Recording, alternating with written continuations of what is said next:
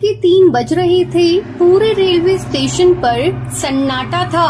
जोर जोर से हवाएं चल रही थी। तभी रेलवे स्टेशन पर एक ट्रेन आकर रुकती है, जिसमें कई सारे पैसेंजर अंदर बैठे होते हैं, लेकिन कोई भी पक्षी उस ट्रेन से बाहर नहीं उतरता। सभी पक्षी अपनी खिड़कियां बंद कर लेते हैं। तभी अंदर से टुनटुनी चिड़िया अपने पति से कहती है, अरे इस स्टेशन पर कोई उतर नहीं रहा है, ट्रेन आगे क्यों नहीं बढ़ रही और सबने अपनी खिड़कियां क्यों बंद कर ली? उसकी बात सुनकर तभी पास में बैठा हरी तोता कहता है, चुप करो, कुछ मत कहो। अगर अपनी और हमारी जान की सलामती चाहती हो तो भगवान के लिए चुप रहो। वो भूतिया चिड़िया की आत्मा बाहर है अभी। उसके आगे वाले डिब्बे में बबली कबूतरी अपने पोते गोलू चुड़ा के साथ थी। उसे वहाँ पर एक चाय बेचने वाली चिड़िया दिखाई देती है। तभी उसके पास चाय वाली चिड़िया आती है। चाय, गर्मा गर्म चाय, चाय ले लो चाय, गरम चाय, चाय वाली साहब गरम गरम चाय ले लो चाय। अरे सुनो, कितने की चाय है? अरे साहब, केवल 10 रुपए की चाय है। ऐसी चाय आपने कहीं नहीं पी होगी। गोलू चुड़ा अपनी खिड़की से पंख निकालकर उस चिड़िया से चाय लेने लगता है, लेकिन वो चिड़िया गोलू का पंख पकड़ लेती है और देखते ही देखते वो एक भयानक भूतिया चिड़िया की आत्मा बन जाती है।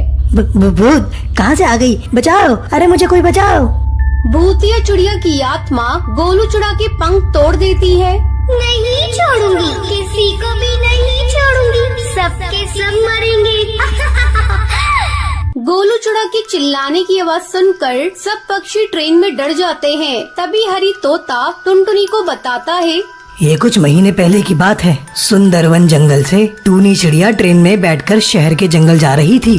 मैं शहर के जंगल जा रही हूँ। चाचा जी मुझे अपने घर में रहने की जगह देंगे या नहीं?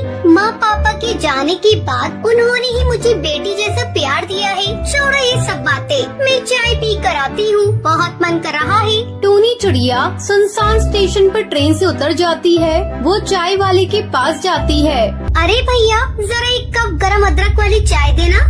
हाँ मैडम, अभी चाय देता हूँ, लेकिन उससे पहले वो काम तो पूरा कर लूँ जिसके मुझे पैसे मिले हैं। ये तुम क्या कह रहे हो? पागल हो गई हो? हटो, मुझे यहाँ से जाने दो। ये कहकर टोनी चिड़िया की आत्मा वहाँ से भागने लगती है। तभी कालू कौआ उसे चाकू मार देता है।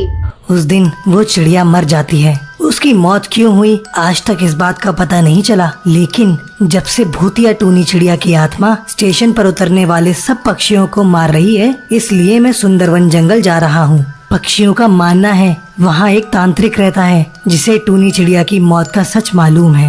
ये कहकर हरी तोता वहाँ से चला जाता है और जंगल में तांत्रिक के पास पहुँचता है।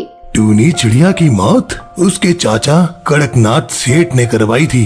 वो चाहते थे कि उसके मरने के बाद वो टूनी चिड़िया की सारी जमीन हड़प लें, लेकिन उसकी मौत के बाद वो भूतिया चिड़िया की आत्मा बन गई और कड़कनाथ सेठ को रेलवे स्टेशन की कहानी पता चली तो उसे डर के मारे हार्ट अटैक आ गया।